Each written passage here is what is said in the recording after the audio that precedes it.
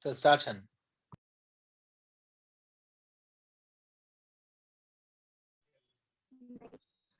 So we were talking about yes, dairy farming.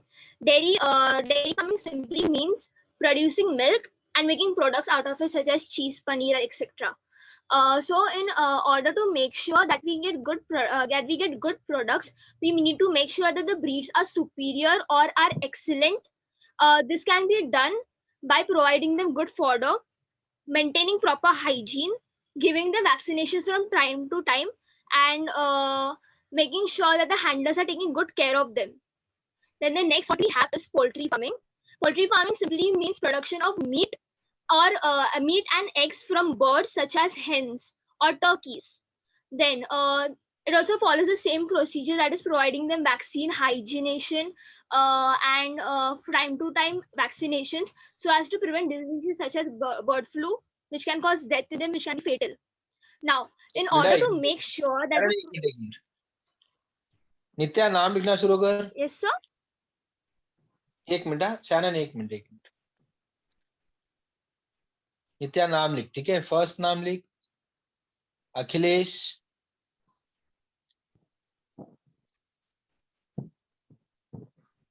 Then Nitesh, Nitesh के बाद Aditi कांगने. Sir Nitesh ने मुझे आपको बोलने बोला कि उसका डेटा खत्म होने आया तो उसने कैमरा इसलिए ऑफ रखा है. अरे ये खाली मैं ऐसे डराने के लिए कर रहा हूँ. देखो सबका कैमरा ऑन हो गया है. मैंने नित्या को बोला नाम लिखिए, ओके. ऐसे डर रहा हूँ. मुझे लगा सर आप सीरियसली से बोला.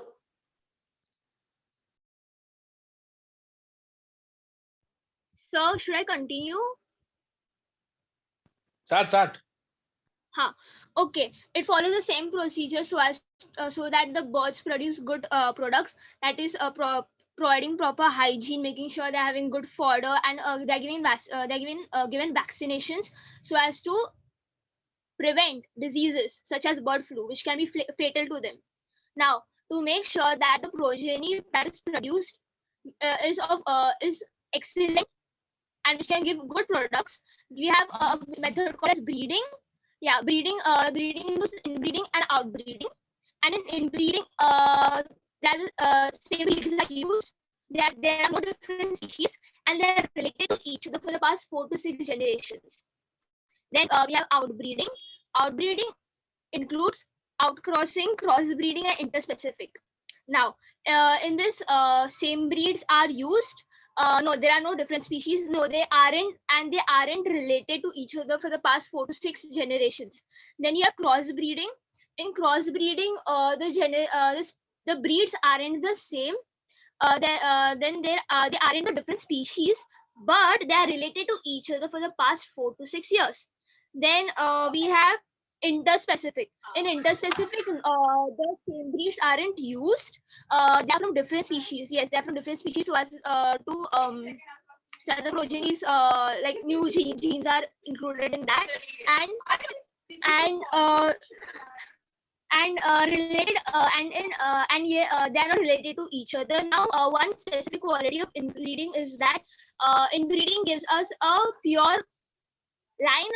I think that is what it is called. So and in that, what else is done?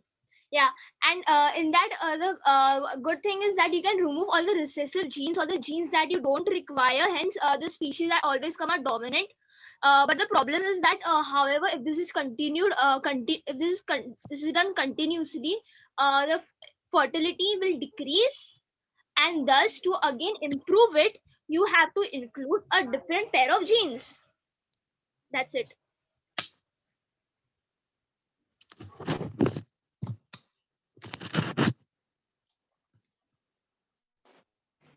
I think cross breeding में एक मिस्टेक किया शायद. क्रॉस ब्रीडिंग में हाँ सर, मैंने थोड़ा सारे यस सर, उसने बोला कि वो सेम ब्रीड में हाँ.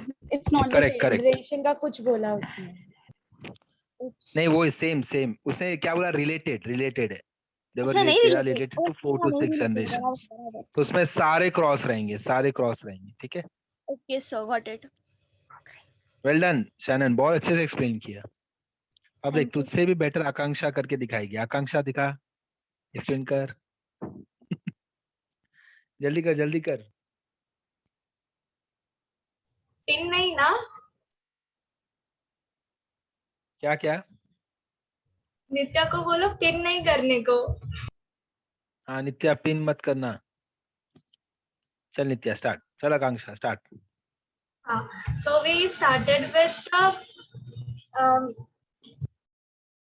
एक मिनट। हाँ, तो पहले हमने पढ़ा था इंडिया एंड चाइना का जो टुगेदर प्रोडक्शन होता है दैट इज अबाउट 70%, बट उनका नहीं, रुको रुको 2 मिनट। हाँ, उनका जो प्रोडक्शन होता है that is less than 30%, which is I guess 25% तक होता है, और उनके पास जो टोटल टुगेदर एनिमल्स वगैरह है that is of about 70%। Then फिर बाद में हम लोग ने डेयरी फार्म पढ़ा था। उसमें we studied about the action, prevention and handlers का जो काम रहता है वो। तो इट इंक्लूडेड एक्शन में इट वाज कि हम लोग को हाउसिंग उनकी अच्छे से करनी चाहिए, then feeding in the scientific manner, then special emphasis and quality and quantity of the fodder should be maintained. Then prevention होता है that is adequate water रहता है that should be provided to the animals, and then फिर they should be disease free and regular visit of vet एक second veterinary doctor ऐसा है ना, veterinary doctors का विजिट होना चाहिए रेगुलर। देन हैंडलर्स का there should be a good hygiene, and also they should give regular inspections to the animal. Then we went to the poultry farming wala. In that also I guess सब same ही होता है, next poultry farming Okay. जान दे। Next breeding. Animal breeding में there are 2 types of animal breeding, inbreeding होता है and then out breeding होता है। आउट ब्रीडिंग में 3 टाइप्स होता है, that is out crossing, cross breeding and inter species या फिर इंटर स्पेसिफिक हाइब्रिडाइजेशन होता है।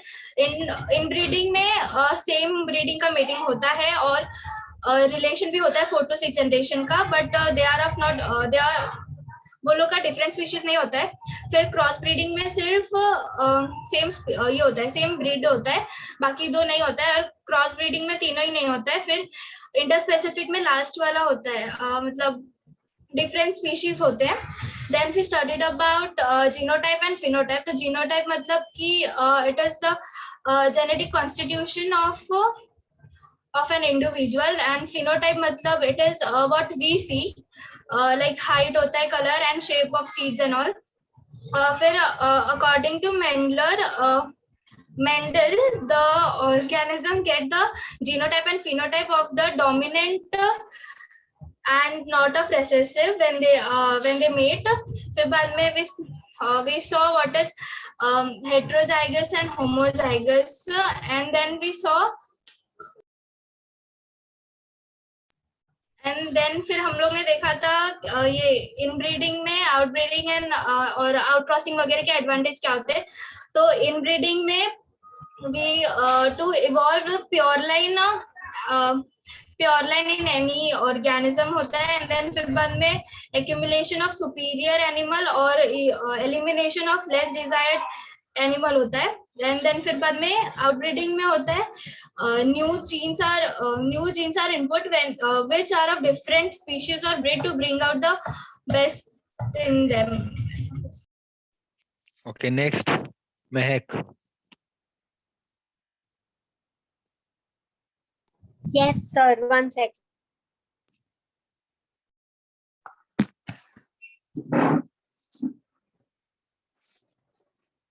Sir, can I take thoda help? Hello. Help ले Am I ले। not audible? Okay. So I'll start directly from one second.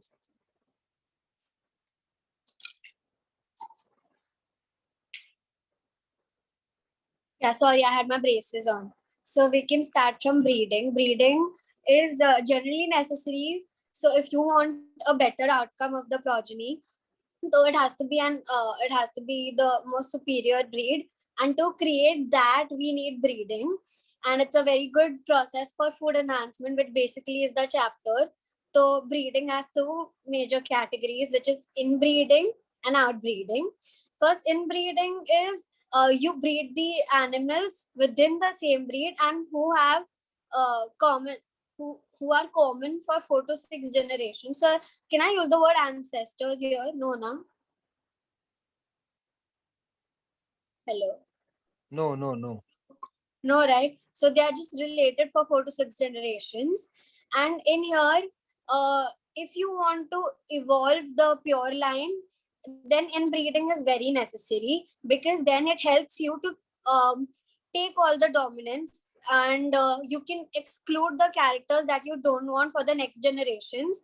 And if you do this repeatedly for first generation, second generation, then your outcome becomes better and better with every generation, because you can keep the dominant genes and the genes that you desire, and then you can exclude the genes that you don't desire.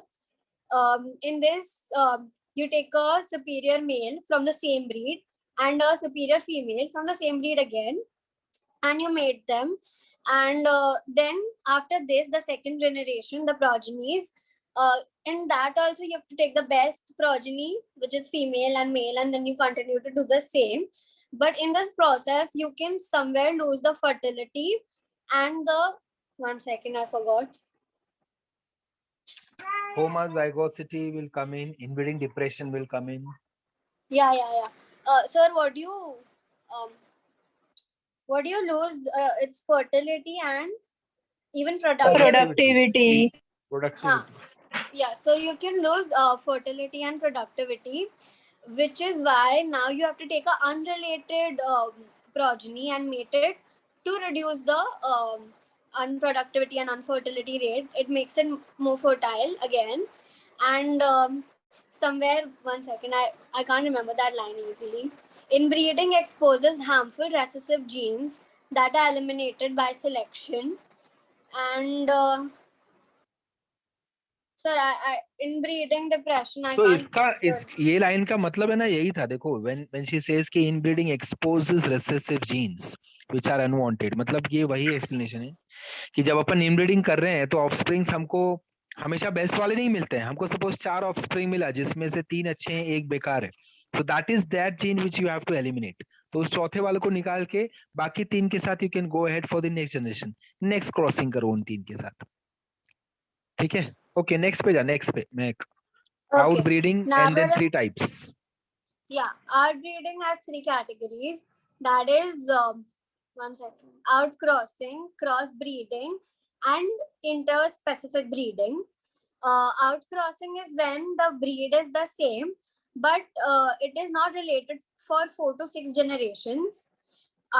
And then we have crossbreeding. Crossbreeding is different breeds, but it is related. No. Different breeds, and even their pedigree doesn't match for 4 to 6 generation. That is, their family tree is not related at all. Very good, very good. अभी ये This is- pedigree जो बोला ना, मैं एक pedigree देख, अभी pedigree chart जो, this is very good word. Pedigree जो बुक में लिखा है वही अपने को यूज करना चाहिए था, ये समझाने के लिए कि दे आर रिलेटिव्स और they are not relatives for 4 to 6 generation. So if their pedigree chart आप पढ़ने वाले हो कहाँ पे? आपने अब तक पढ़ा नहीं? That is also, yes, even that is in 5th chapter, pedigree chart. उस पे एमसीक्यूज आते हैं, क्वेश्चंस आते हैं. तो पेडिग्री चार्ट मतलब क्या? Family tree. बस वो फैमिली ट्री ही है. तो जब when I say कि they are related somewhere in the past 4 to 6 generations, मतलब फैमिली ट्री में इन दोनों के फैमिली ट्री कलेक्ट होते हैं कहीं ना कहीं एक पर्सन से. समझ में आया? So that is where they are related in one or the other way in the past 4-6 generations. ठीक है, आगे. Yes, sir. And this method is the best method if you want to achieve, very good amount of outcome or progenies from an average amount of outcome. If let's say a cow gives average amount of milk, so to multiply that amount by let's say 2 times or 3 times, this is the best method, which is cross breeding. And then we come to interspecific breeding, which is breeding between 2 different breeds and species. Okay, this allows new genes to be introduced in the gene pool, and you can take the specific traits from any other species and mate them and get the best outcome. Thank you. हाँ, now actually ये जो है ना कि we can take up specific traits, ये तो नहीं होता, बट हाँ ये अपन कर सकते हैं कि हमने जो 2 एनिमल्स लिया, तो मैंने एक एनिमल लिया एंड आई एम एक्सपेक्टिंग कि मुझे इस एनिमल का, जैसे अपन क्रॉप्स के बारे में देखते हैं, चलो तो सपोज शुगर केन या और किसी ऐसे कुछ, मैंगो का एग्जांपल लेते हैं, तो हमने एक जगह का मैंगो लिया, उसमें वहां का मैंगो ट्री जो होता है वो बहुत ज्यादा अमाउंट में मैंगोस प्रोड्यूस करता है, बट मैंगो मीठे नहीं रहते। और दूसरे केस में अगर मैं जाता हूँ तो मैंगो मीठे रहते हैं बट ज्यादा अमाउंट में प्रोड्यूस नहीं होता। तो जब I am combining these two suppose, तो मैं इनके कौन से कैरेक्टर्स कंबाइन कर रहा हूँ, एक जो ज्यादा अमाउंट में देगा, दूसरा जो मीठा होगा। सो मेरे जो ऑफस्प्रिंग्स हैं, आई एम एक्सपेक्टिंग कि दोनों कैरेक्टर्स में मर्ज हो जाए। समझ में आ रहा है? क्लियर? ओके। Yes, sir. तो कस्टमाइजेशन वाला यहाँ पे ऑप्शन नहीं है। वी कैन जस्ट होप कि जो ऑफस्प्रिंग्स हैं उसमें हमारे काम का कोई तो एक ऑफस्प्रिंग पैदा हो जाए। अगर वैसा हो गया तो we will move ahead with that particular offspring. ठीक है? ओके, नेक्स्ट विल बी दिया कदम। रुक जा दिया, रुक जा। अवनीश स्टार्ट कर तू।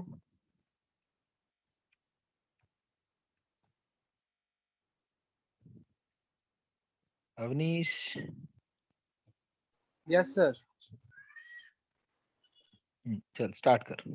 सर स्टार्टिंग से कि इनब्रीडिंग से चालू करो, एनिमल ब्रीडिंग से?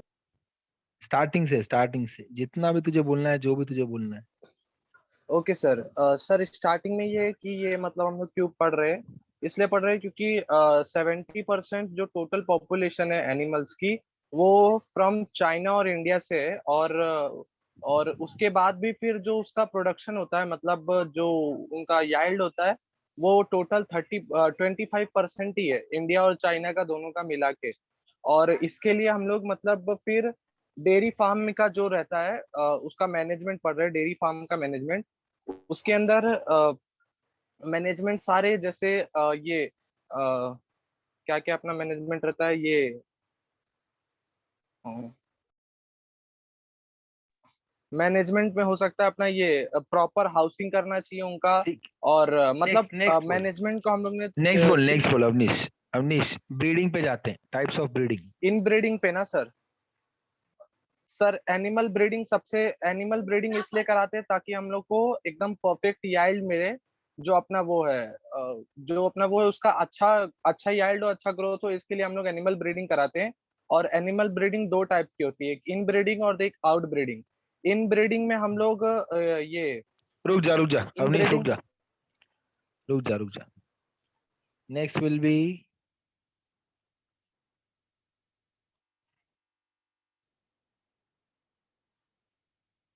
त्रिशा को सुनो आप लोग। त्रिशा को सुना आप लोगों ने? चल Trisha start.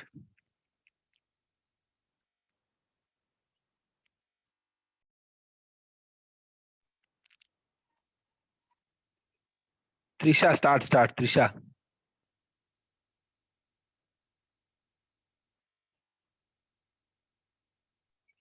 Yes, sir.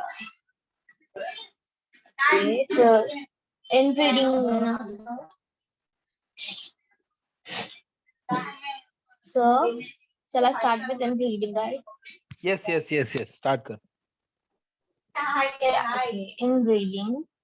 So when we have the same breed, then we'll use the superior breed. Like in male also we'll take a superior male, and female also will have a superior female. And their progeny may or may not be the best one, but we'll get those specific characters which are best in both male and female. Again, when we hybridize them, we won't get the best one, best progeny, but the constant or maybe little like recessive.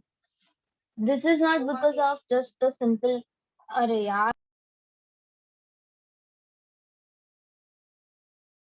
Okay, ज्यादा आवाज और इसके आसपास। शालू से start करते हैं। शालू continue कर, sir कहाँ से? स्टार्ट से बोल, स्टार्ट से। पहले तो वो रीजन जैसे अवनीश ने 70 बताया ना, वाला पूरा। अवनीश ने जैसे स्टार्ट किया वैसे मस्त एकदम रीजन पहले बता, क्यों हम पढ़ाई कर रहे हैं ये, फिर क्या क्या है पॉसिबिलिटीज सारी बतानी है। चल। एनिमल हस्बेंड्री से चालू करती हूँ सर। हेलो। हाँ स्टार्ट स्टार्ट शालू स्टार्ट। हाँ, एनिमल हस्बेंड्री वो एग्रीकल्चर प्रैक्टिस को इंक्रीज और एनिमल के लाइफ स्टॉक को इंक्रीज करने के लिए एनिमल हस्बेंड्री का मतलब हम लोग यूज करते हैं। उसके बाद एनिमल हस्बेंड्री डील्स विद मतलब वो मेनली केयर एंड ब्रीडिंग करता है various types of animals for human welfare. इसमें मतलब इंक्लूड होते हैं डेयरी, पोल्ट्री, एपीकल्चर, फिशरीज वही पिसिकल्चर। इंडिया और चाइना को दोनों को मिलाकर ओनली 70% लाइफ स्टॉक होते हैं, पर और लेकिन उनका प्रोडक्टिविटी बहुत कम है, नियरर टू 25%। उसके बाद उनके टाइप्स पे आते हैं डेयरी फार्म मैनेजमेंट पे। डेयरी फार्म मैनेजमेंट, एक सेकंड ना sir, dairy farm management sir वो एक्शन इसमें 3 मेजर्स है, एक action, prevention and handlers. Action में आते हैं क्वालिटी ऑफ द ब्रीड, फिर स्ट्रिंजेंट क्लेanliness, हाइजीन, फिर यील्डिंग पोटेंशियल, फिर प्रिवेंशन, फिर veterinary regular visits by the veterinary doctors, फिर रेजिस्टेंस टू डिजीजेस। फिर हैंडलर्स में आते हैं household wealth, stringent cleanliness और हाइजीन से। फिर next comes poultry farming. Poultry farming use होता है डोमेस्टिकेटेड फाउल्स और बर्ड्स को फूड या उनके एग्स को खाने के लिए, बाद मतलब या उनके मीट को। डेयरी फार्मिंग में इंक्लूड होता है selection of suitable breeds and disease free. Proper farm conditions should be maintained, proper fodder and water, then hygiene should be proper and health care. फिर breeding are mainly of 2 types, that is inbreeding and outbreeding. Inbreeding means it consists of same breed for 4 to 6 generations. Superior males and superior females are selected, and they are mated together for production of progeny. Means जो elimination of undesirable genes and selection of desirable genes, it increases the homozygosities. By repeated inbreeding causes inbreeding depression. Inbreeding depressions can be eliminated out by a single outcross, that is Shalu outcrossing. Camera on कर।